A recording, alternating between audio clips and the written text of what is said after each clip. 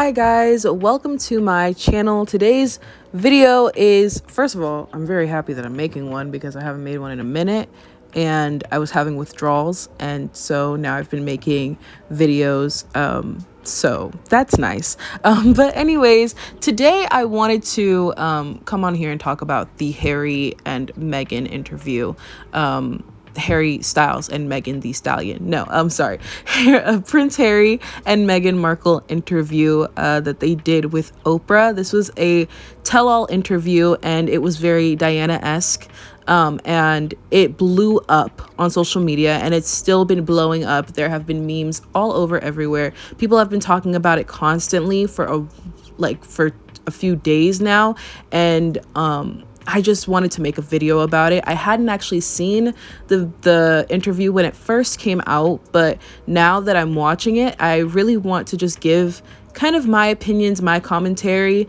I know that there are a lot of opinions and a lot of commentary on this, but hopefully I can give a new perspective. I haven't really watched anyone's commentary other than reading tweets and watching memes and things like that, but I haven't really watched any videos about it, so hopefully I give some type of fresh perspective that is something that isn't already out there. But if not, some of these points I think are really important and hopefully they're echoed around the commentary community and around whoever makes videos about this interview. But before I do get into the video, please go ahead and give this video a big thumbs up. Go ahead and subscribe to my channel, turn on the post notifications so that you're notified of the next time that I post a video, and follow me on Twitter. My Twitter will be in the description below. So yeah, without further ado, let's just go ahead and get into the video.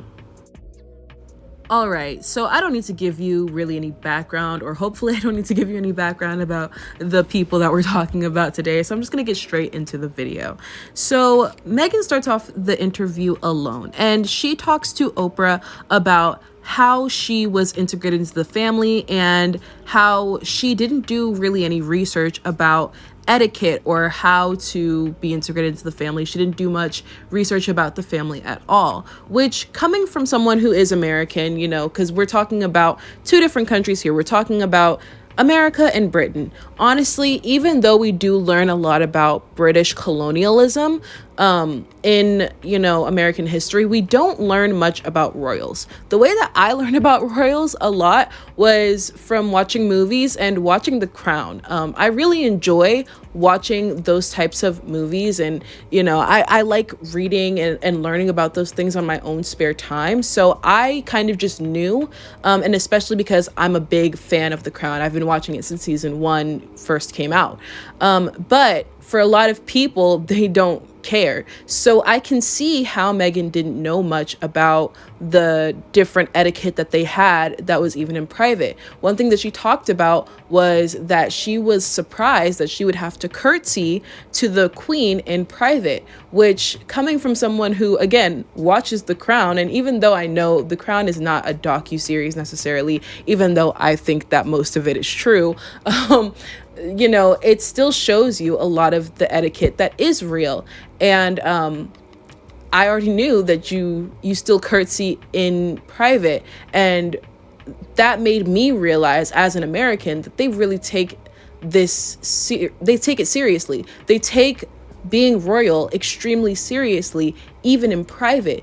And I think that goes to show, they really believe that they are divinely put in this position, which honestly, I don't know, I'm not British, I'm not really one to look at anyone as being above me or anything like that, but I can understand where they're coming from, especially because this is like Oprah said, this is like a 1,200-year-old institution.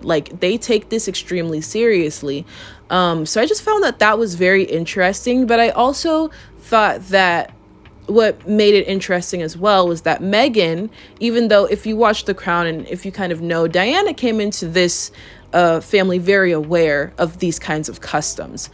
She kind of knew the etiquette already. She was already in high society. Whereas Meghan just kind of came in as an American, did not know that they were going to do all of that, did not know the type of etiquette. So I think in that way, they're very different, even though I think in other ways that we'll get into later in the video, they're also very much alike. So I just found it interesting that Meghan said that. But I also found super interesting is that she talked so highly of the Queen.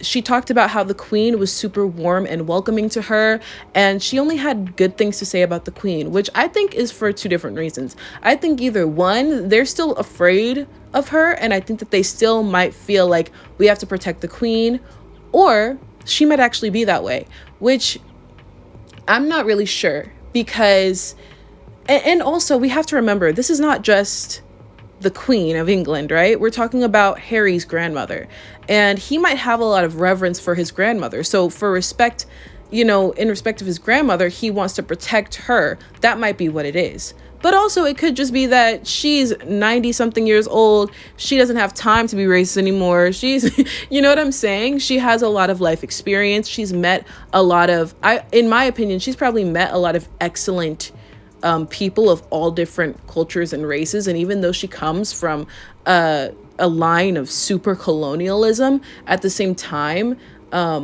she might just have very mixed views, if that makes sense.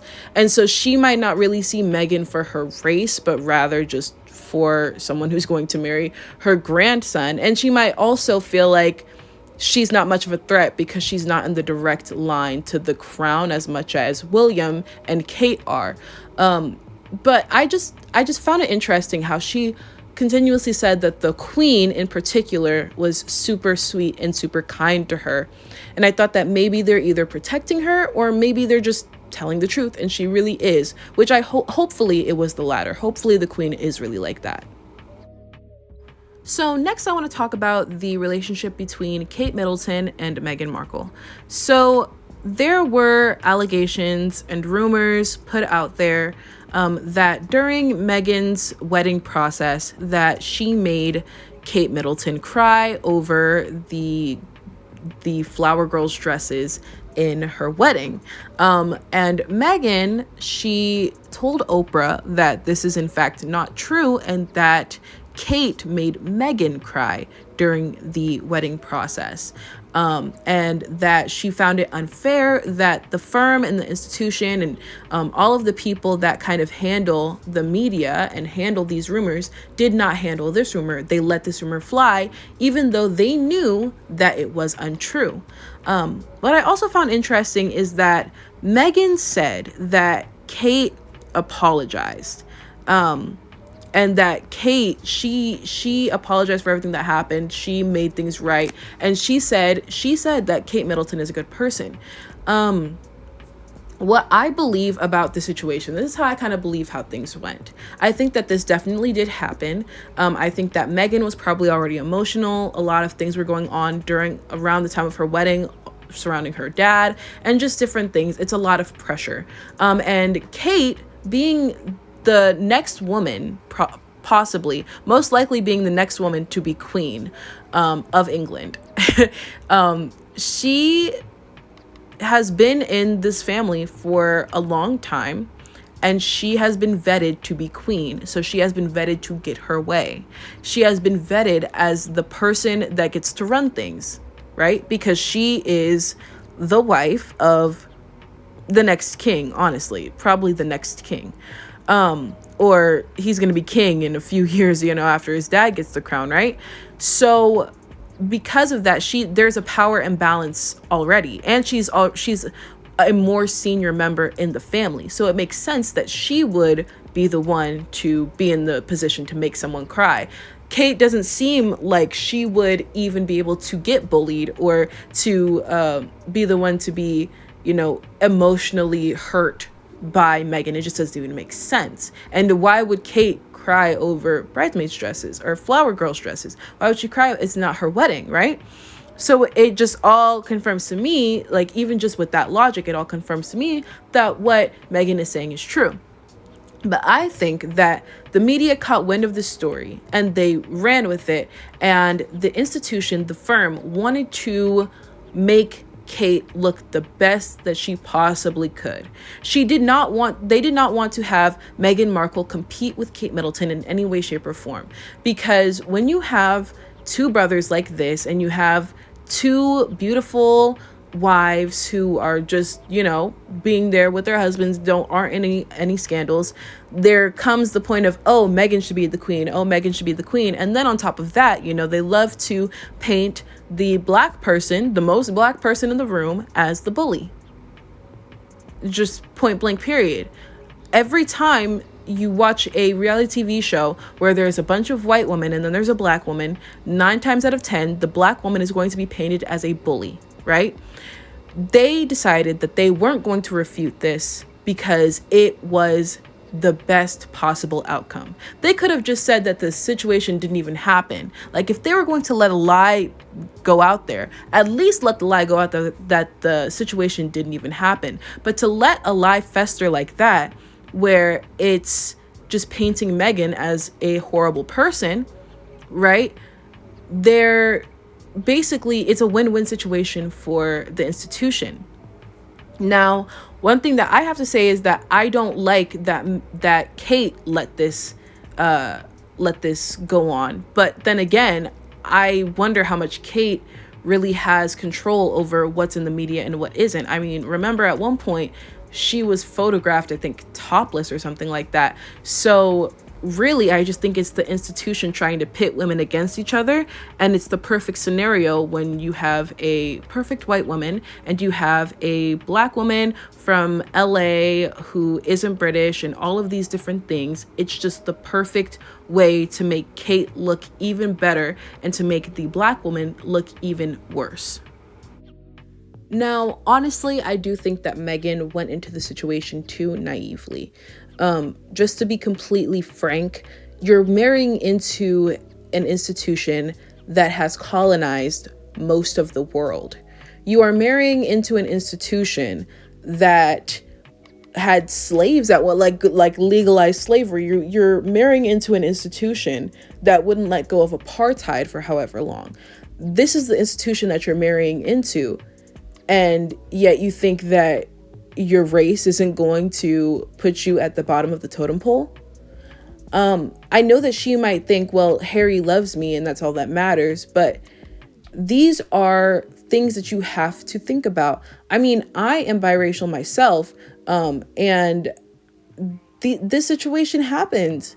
These situations happen whenever you are black marrying into another race. You have to be hyper aware, and especially when you're marrying into a family that has been homoethnic for the entirety of their existence, right? Like, you're talking about people that are as white can get because they feel like they need to keep the bloodline pure or whatever they think, right?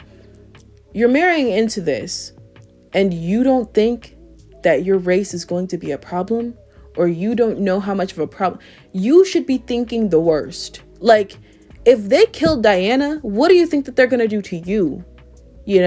And I know that Meghan might think, well, I'm on my best behavior, but baby, you are black, and that blackness alone is going to make you a target, whether it be from the family themselves or whether it be through the institution, which in my opinion, and this is from me watching The Crown, so please take what I say with a grain of salt when I say this, but in my opinion, I think that the institution definitely runs a lot of what the family does. And so you know that even if the family loves you and the family's so welcoming, which is what she said, at the end of the day, baby, you're black. Like, your mother is black.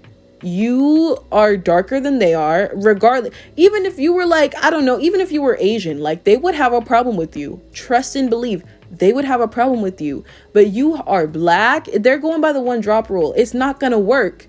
These are the same people that literally legalized slavery. They're not just this. It's like in America, we're talking about, your ancestors owned slaves. No, baby, their ancestors literally put ink to paper and legalized it. You think that it's just going to be cool for you to just walk into the family and say, hey, y'all, that's just not how it works. So although I think that, to the pure, all things are pure, right? At the same time, you have to be aware. You have to be aware of these things when walking into the situation. I don't know if I don't get it. I just don't get how she let herself be kind of this naive. But at the same time, like, it's what's done is done. I just personally, if I were to ever marry a white guy, these would be conversations that I would need to have. And it's not even close to being on the scale of her marrying a white guy. Like, he's not just white, like, he's the Prince of England. Like, he's, you know what I'm saying? Like, this is an institution of racism. But these are conversations that any non-white person marrying into a white family needs to have. And this is a conversation that any Black person marrying into any other race, they need to have these conversations. It just needs to happen.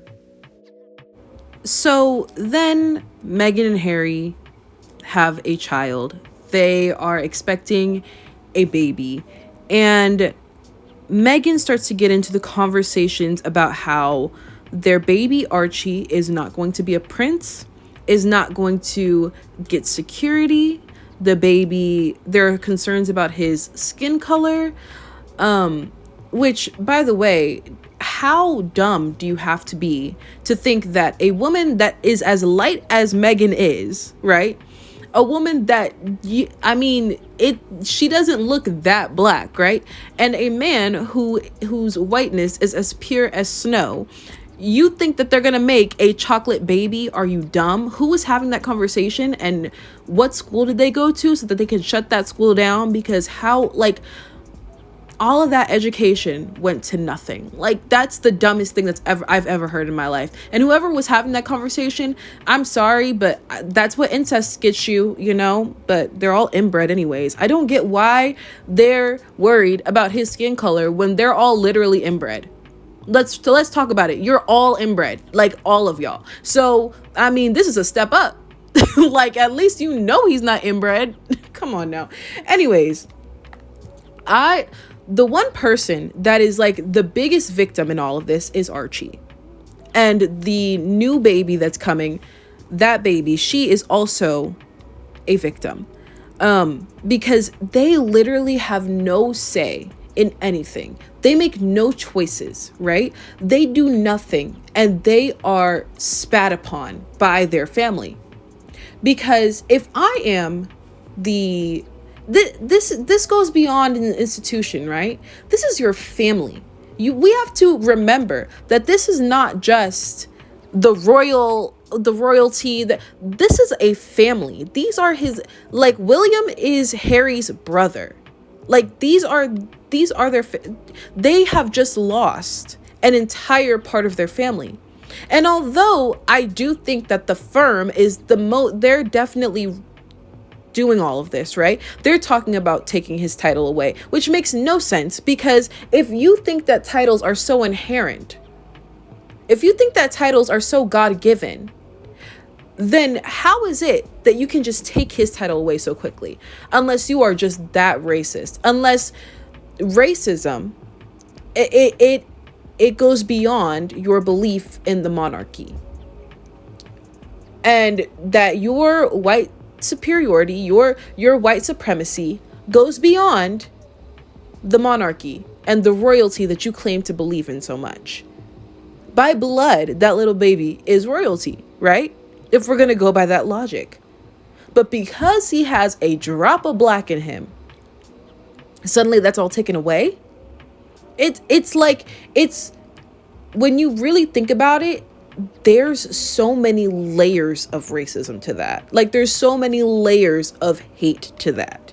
And on top of that, that baby does not look Black at all. Like, and everyone knew he wasn't going to look Black. It's not like the baby was not going to come out with an afro. Like, but that's how racist they are. That's how racist they are. And I hate when Europeans and Brits talk about how America is so racist. But they fail to realize where these ideologies came from. Americans came from Britain. Americans came from this place that it's so embedded in culture that these conversations were actually being had. that these wild, outlandish, idiotic conversations were actually being had in high society as if it's no big deal. These microaggressions, these just straight up aggressions were made in the newspapers about a family member of royalty, of someone who is not only a member of the royal family, a senior member of the royal family. And they just let it happen, right? Because that's how racist they are. And what bothers me even more is that they specifically said, not only is your baby not going to be a prince, he is not going to have any security. They didn't want him to exist. That's basically saying, we will let your child be assassinated. Like, the royals, all of them have a hit on their head by somebody. And they are saying, we don't care what happens to your child. That is disgusting. He did not ask to be in this family. Harry didn't ask to be in this family. And yet this is how they're going to do him, knowing the experience of being royal, knowing the experience that the queen had herself of someone breaking into her room and sitting in her. They know how scary their life can be. And yet they don't care. It's such racism. I just feel bad for the baby. Like, I just feel bad for the babies because they don't deserve to live this type of life. They really don't. Meghan also talked about her mental state at the time, and she talked about how the tabloids and the media were so bad and how she was basically in quarantine in her own home where she did not leave the house for months so that, the tabloids could wear off, and yet they didn't. And she was just being bombarded with all of this negativity and this hate that at one point her mental health spiraled out of control and she almost left the earth, if you know what I'm saying.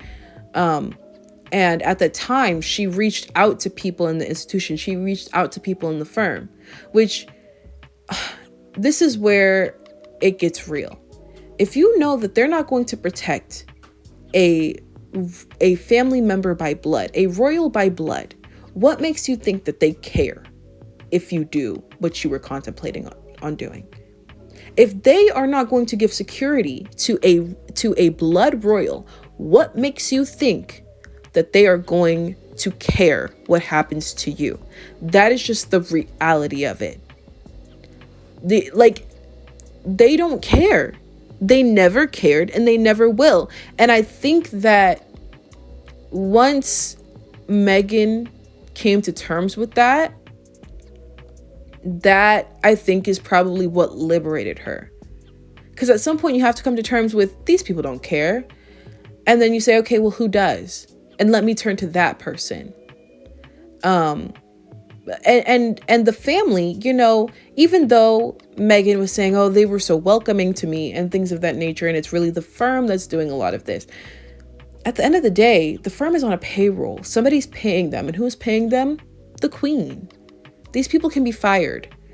I'm not sure how it works, and I'm not sure all of the messiness that could come with that. But at the end of the day, if things are getting that serious, then real changes need to happen. And if the family is not protecting her as well, then you have to look at the family sideways too.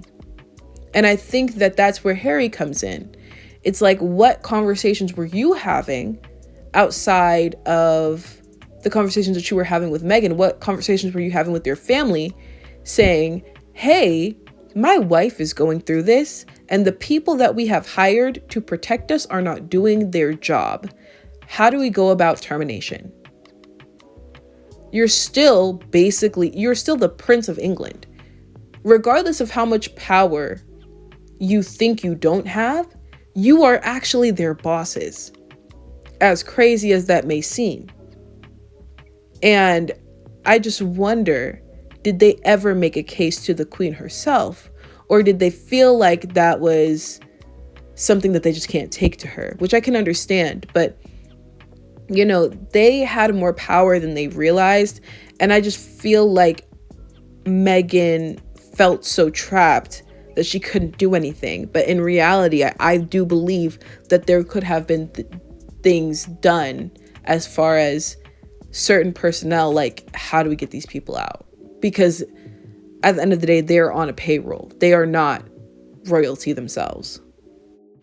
So Harry then joins the interview, and they basically start to talk about how they left. And they talked about how they went to Canada and how basically the Prince of England was playing sort of like a nomad. He was kind of going from place to place, trying to figure out how they were going to live as royalty, as people who have a target on their back at all times, but not have the security that they once had because they had stepped down from their senior positions as royals, which again makes no sense. None of this makes sense, okay? Like, they could have just said to him, had the conversation with him before they had gotten married, because they knew what they were going to do, you know? They could have had the conversation with him before saying, look, you can't marry a black girl. At least he would have been prepared. At least, but it feels like they just let him have this sort of quote unquote punishment, really, for doing this after the fact, when they could have just easily said, listen, this isn't in the plan for you, and then had him decide. At least they would have been prepared. You know, if they had said, hey, if you have children with a woman who has any part of black in her, guess what? That child is going to lose any type of title that he is entitled to, and lose any type of security that he is entitled to as a royal member of the family. You know what I'm saying? They could have just said that, and he could have made up his mind, and he could have made that choice. But it seems like this was all just thrust upon them. What was really wild to me was that Tyler Perry was the one to step in and to give them some sort of refuge and a home, which I think is just insane and ridiculous. You know, I think that I also wonder if Harry reached out to Diana's side of the family, because that is also his family. And because I know that they also have money, they're also, high in British society. So I wonder how that went, or if that went anywhere at all, or if I just wonder what that was like.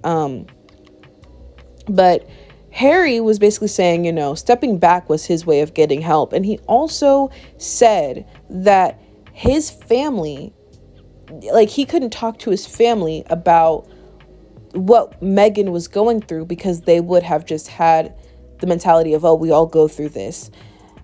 But they're not understanding the complexities that race puts into it. And also the complexity of, hey, we didn't vet her properly for this. We're not getting the same treatment that she is, regardless of how much they try to spin it. But also, if you have gone through this, then you should be hyper empathetic to what she's going through. You should want to help her as much as possible, because you know what she's going through. So I really doubt that his family really felt like she has to go through the same things that we're going through. It must have been, we don't care. And I just feel like that's what it is. I just feel like that's a convenient excuse that, oh, we're in the same position, but you're not. Like, you're not in the same position. As much as you try to pretend like you are, you're not. And I like how Harry said that he became aware of these complexities of race and how they didn't talk about it, because it was never really an issue for them, because their bloodline is all pure and white as snow. And so this just wasn't even a conversation to be had. But then once it was a conversation that was being had, he quickly learned.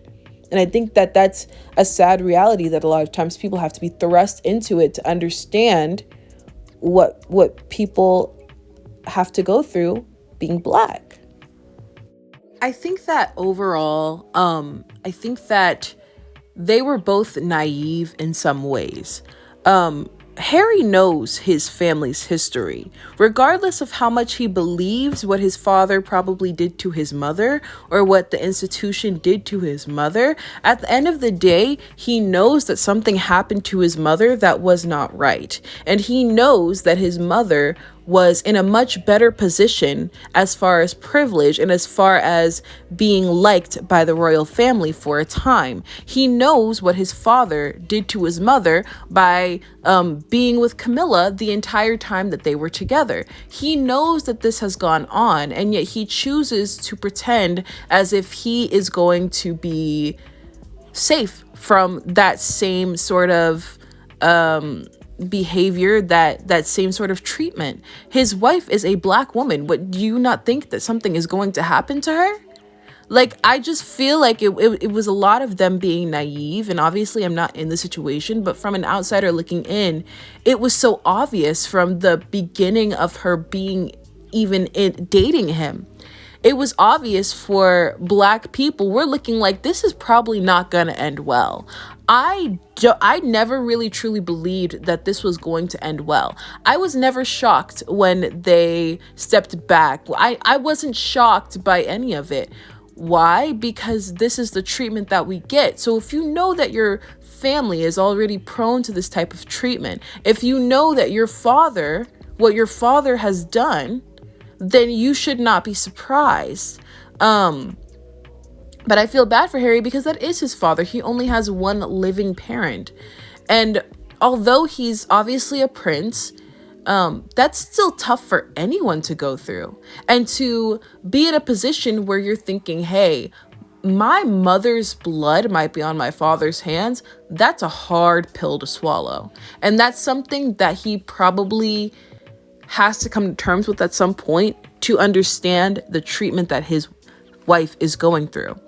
He also said that his family is controlled by a fear of the media. But honestly, I think that it's because the whole monarchy, it's all about public perception. If the public doesn't fear you, if the public doesn't care about your titles, then you have no title.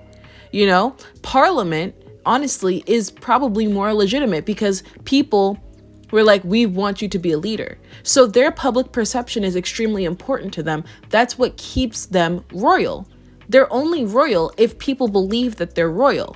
And so they care about the media because they care about power. But when does it become toxic? When does it become, should I care about my power or should I care about my son and my grandson and his family and my unborn granddaughter? And they have chosen the former. They have chosen their power. They have chosen their status. They have chosen to keep the institution that they have used to colonize millions of people, billions of people. They have chosen to stick by the same institution that is now targeting their own family because they need to stay royal. And you know, he's saying that they're trapped, and maybe they are, but at the end of the day, this power is still theirs because of the media. And they know that. They know that this power is still theirs because people are obsessed with the royals, because people love the royals, because people love the queen, because people once loved Harry. They know that.